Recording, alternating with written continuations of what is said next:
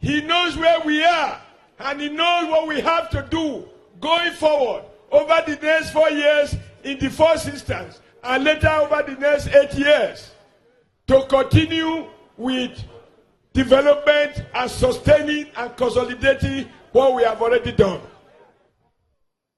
I am very proud to say there is no one ward in Onwa East where we are not building or where we have not built a primary school or a secondary school or both.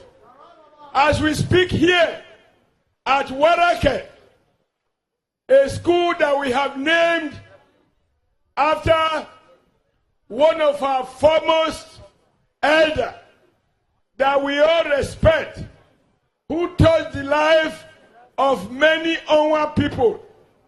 One that even people in my village, they cry to him when they need small money for pepper. And you know, after my people call him Sea Never Dry. The late Abu Inu Moru of blessed memory. Huh? Alahaji Inu Moru. Oh, is the son that is Abu? No, that one will live longer than his father. And today, take time to go and look at that school at Warake. It is wearing red roof. We are going to put in new furnitures, and it will be yet another addition of one of the best schools in this local government. That job is already not a promise, it's already been done. Even for the Heywe Grammar School, it is already awarded. There are many jobs that we have already started. There are many water projects that we have, community where we have given them industrial boreholes to have water. So all you need to ask yourself as you go to vote on September 10 is this.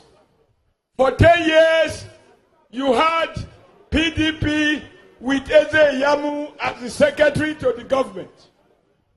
Ask yourself, is there any school they build in any of your villages? No. Is there any road that they tied? No. Is there any water that they provided? No. Is there any hospital that they built? No. We have listed our own. They have nothing to list. The last time they think they are clever, Amroba always think he's clever than the owner. They came to try to whip up settlement, to divide Onwa West from Onwa East from Mesako. All of us, we are Afemai. And they said, oh, comrade, marginalized Onwa people. It's easy to say it, but I have come now today on the soil of Onwa land to list the primary schools we have built. You know them. The secondary school we have built, you know them. Where we have provided water, you know them. The road we have built all the way to Otuo, you know it. The one connecting Onwa East to Onwa West, you know it. Hey, you can see what we are doing right here and what we have said we will do, converting this place, not what we do, what we have done, converting this place to a campus of a degree awarding University of Physical Education. These are statements of I mark.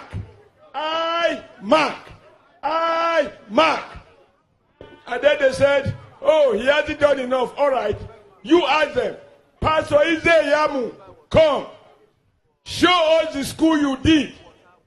Oshomole showed us his own. Show us the water. Oshomole showed us his own. Showed us the hospital. Oshomole showed us his own. Showed us the NEPA substation. Oshomole showed us his own. What you did, which Oshomole never did, is that as secretary to government, Is the Yamu's government dismissed 7,000 workers of Edo people in the civil service? Is that not correct? Of those workers, Onwa dey there, Esako dey there, Isha dey there, Bini dey there. Everybody was cutting his losses. But even the one left, they were not paid them gratuities. For 12 years, we have been trying to be paid the arrears. We have paid the arrears from 1998 to 1999 to 2010 to 2011, and now we are 2012. And by the grace of God, before my end of my tenure, we are looking for money to reduce and pay another batch of pensioners. And the Edo pensioners who are already on payroll, if any of them is here, they will confirm that the day the governor received the alert of his own salary, that is the day the Edo pensioners receive alert for their own salaries. We have redefined governance.